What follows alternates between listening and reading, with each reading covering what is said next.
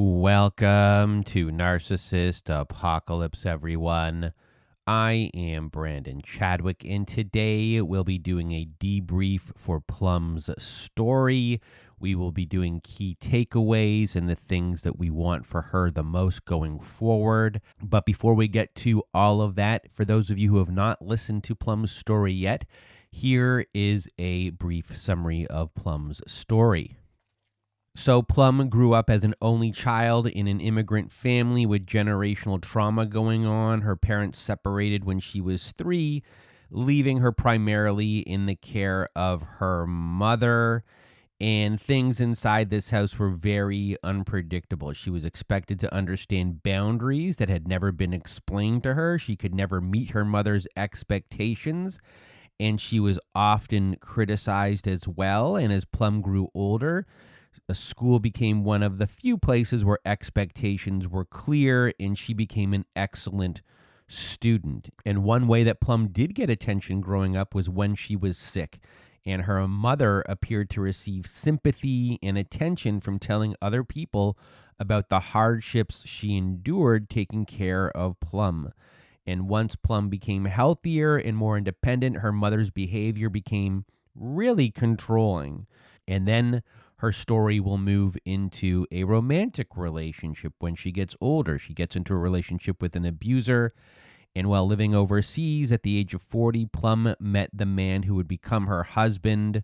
Things moved quickly, and her mother strongly approved of him and encouraged this marriage, even though she rarely approved of anyone that Plum had dated.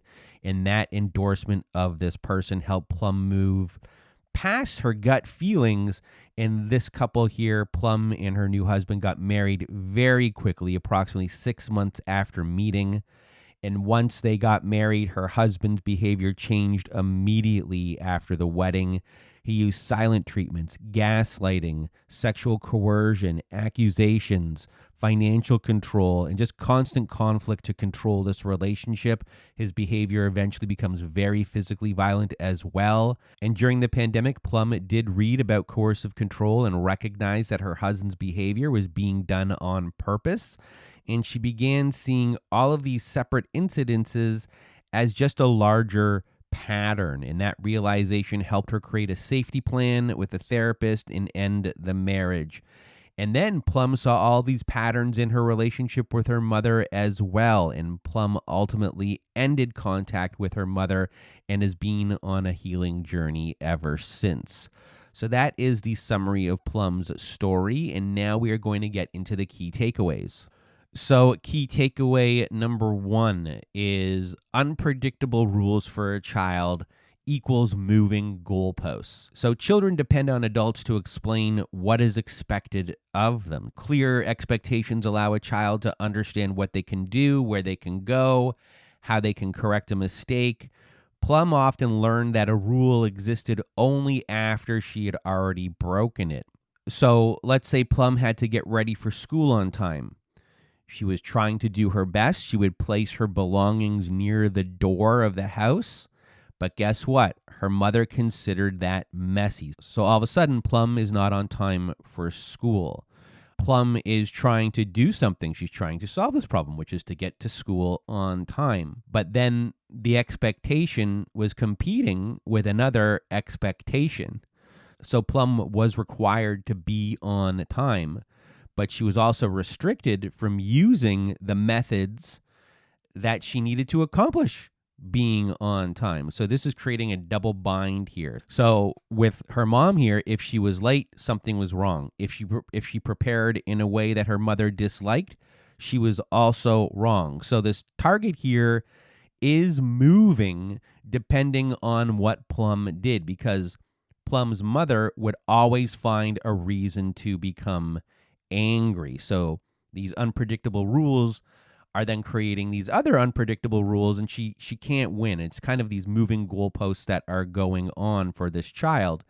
And this creates a feeling of never being good enough and overfunctioning, which can really be mentally and physically exhausting, lower your self-worth, and self-esteem can also cause you to lose trust in yourself.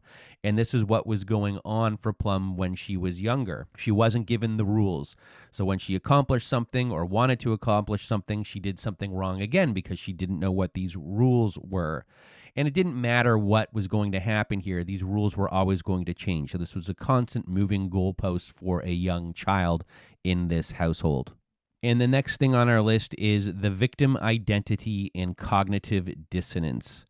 So Plum's mother regularly complained how difficult her life was, how much she had to do, how much other people required from her. And her mother's friends responded by expressing sympathy and telling her how much she endured. And Plum's mom fed off of this.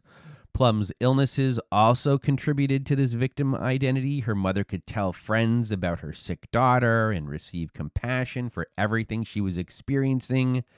When attention was directed towards Plum's condition, her mother sometimes inserted her own symptoms into the conversation to start to get some sympathy from other people. Again, Plum's mom needs to feed off of this victim identity. And there can be a lot of social power in being viewed as the person who is sacrificing, who suffers and carries everyone else.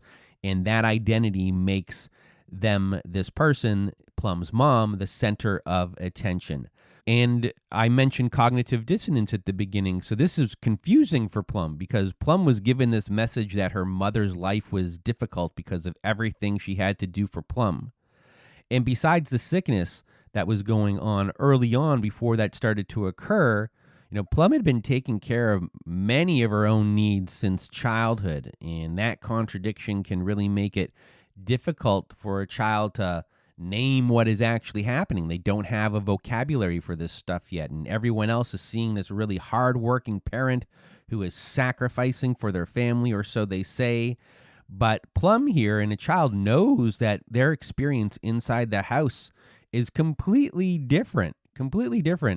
And like they're neglected and they're confused, and this is making them feel a little bit off balance. And if you challenge the parent's version of events, that point, the adult, Plum's mom, might say that they are ungrateful.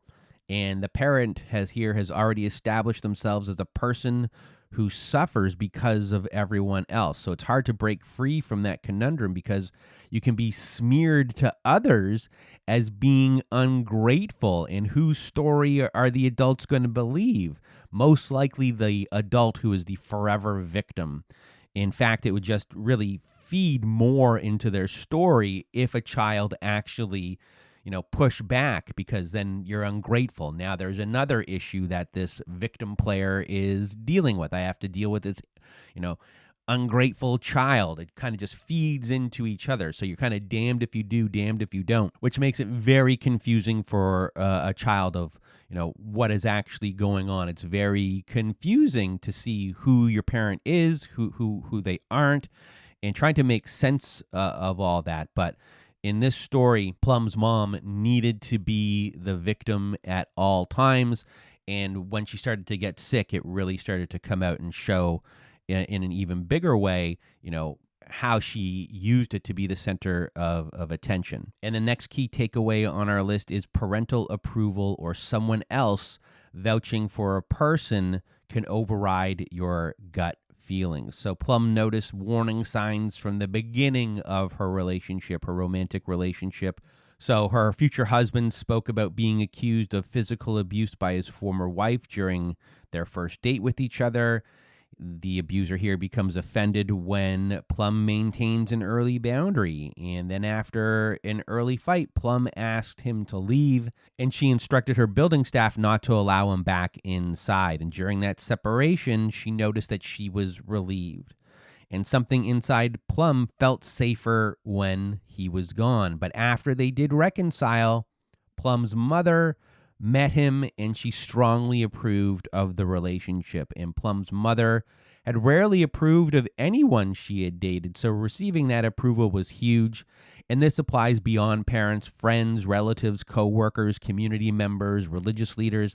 They can all influence how someone views a relationship if someone is vouched for by these people that you trust. Other people, when they vouch for someone, they're vouching for someone's character based on the version of that person that they experience. They don't really see people behind closed doors, but being vouched for can also create self-doubt, because if everyone else is seeing this person as wonderful, the victim here may begin questioning whether they are being unfair or too sensitive, or maybe they are the problem. So if we're talking about someone else's approval or a parent's approval, what it's only telling us is how that person is experiencing or understanding the individual from their perspective, from outside of closed doors. So it's not invalidating what happens privately behind closed doors, and it does not erase any of the information that is coming from your own experience and from what your body is telling you, from what your mind is telling you, what your eyes are telling you, your ears are telling you as well. So being vouched for doesn't mean that this person knows this person's character fully, because they've never lived with them behind closed doors in a romantic relationship before. So they really don't know how someone really could act. And the next thing on our list is trust how your body reacts to an environment. And after Plum asked her future husband to leave during an early conflict, she felt relieved. She did not yet understand why his absence created that reaction, but her nervous system here is, understanding that there is a reduction in pressure going on here. And during their wedding interview, Plum's husband said that he wanted to marry her because he did not want to lose her. Something about that statement really felt wrong to Plum, and she started to feel it in her gut. And these reactions can become especially difficult to trust when someone has been raised to dismiss their own needs and to defer to an other person's reality, which is what Plum had to deal with. So when we talk about trusting your body, you don't have to have a complete explanation at the time of what is going on. It can just mean here, hey, maybe I need to create space, or maybe I need to slow down this relationship, or maybe I should remember this reaction that is going on and try to understand this a little bit better. So, Plum felt exhausted. She had felt relief. She had felt scared. She had a lot of physical symptoms that were part of this experience as well. So getting back to listening to those feelings and slowing down to really listen and understand them is a huge key in leaving or quickly cutting off a relationship in the early stages. So I just want to remind for this key takeaway to really start to trust how your body is reacting and take the time and slow things down so you can start to look into these things a little more, because when someone is trying to do a real quick relationship on you, these things might get left in the dust. But these things can help you eventually leave a relationship, or you can have a relationship quickly cut off if you really slow things down and start to listen to how your body is reacting. And the last thing on our list is stop treating each abuse as an individual incident and start seeing the patterns. So for Plum, when each experience was looked at separately, there was always another possible explanation. And her husband could have been tired. He was anxious. He misunderstood her. He was adjusting to a new country. He was worried about work. A lot of explanations. So one explanation could be created for every argument that was going on here, or accusation, or why the silent treatment was occurring. So these individual explanations are keeping Plum here focused on just resolving the latest issue that is going on. So if she could communicate more clearly, or adjust the schedule, or earn more money, these things could go away, or these incidents might not happen again. And no matter how many times these little incidents were going on, the outcome here is just always the same. Plum became responsible. Her husband is avoiding accountability, and he is trying to exert control. And eventually, Plum was able to look into coercive control, understand the language of coercive control, was able to see how cycles work. And once she started to understand all of these things, she was able to put a framework together connecting all of the incidents, so they weren't individual incidents anymore. So this behavior of her abusive partner started to make more sense when she started to really look at what each tactic was accomplishing. And each tactic was supporting the same goal for this abuser. She realized her husband was using all of them to gain control. So once Plum started seeing this as a pattern and that all of these things were being used to gain control over her, and that they just weren't one incident here and one incident there, that it was part of a bigger picture, she was able to finally get clarity and leave her abuser. And then in the aftermath of this, she then applied that same pattern recognition to her relationship with her mother. And her mother's behavior could also at one time be separated into individual incidents, but now she was able to see a pattern. And when Plum saw that pattern, she was able to eventually go no contact with her mother and restart her life. So this pattern recognition really allowed Plum to just see how everything functioned. And once you see the patterns, things can really become clearer, and it is easier to leave an abusive relationship once you get that clarity. So those were our key takeaways. And now the things that I want for Plum going forward. Number one, I want Plum to grieve the mother she believed she had. So Plum had believed that she and her mother were close, and she later recognized that much of that closeness was really enmeshment, dependency, and control. So grieving this kind of relationship can involve grieving someone who is still alive. A lot of you have to deal with that, and it can also involve grieving the childhood that you never got. And I just want Plum to have room for all of that grief and just allow herself the time and space for all of it. And the other thing I want for Plum going forward is to build a life where she no longer has to survive through overfunctioning. And Plum was just repeatedly trying to find a way to carry someone else's load, and it wasn't a load for her to carry. And I just want Plum to have a relationship where she just doesn't have to earn stability or love by managing every problem or anticipating every problem. It's just time now to relax and not overfunction for other people, not to carry other people's loads anymore emotionally, and just scanning the room and anticipating of what could come next. And I just want her to just to be and just be and relax and be able to just not do anything for other people besides herself. And I want all these things for you as well. And I hope you found this episode educational and enlightening in some sort of way, validating. And if you want to be a guest on our Survivor Story episodes like Plum was, please go to our website at narcissistapocalypse.com. Click on our guest form button, fill out the form, and we'll go from there. We also have a support group at our website with Zoom meetings every Wednesday nights, Thursday afternoons, and Saturday nights.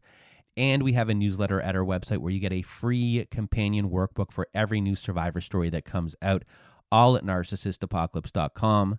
And that is it for today's debrief episode. So for myself and Plum, we hope you have a good night.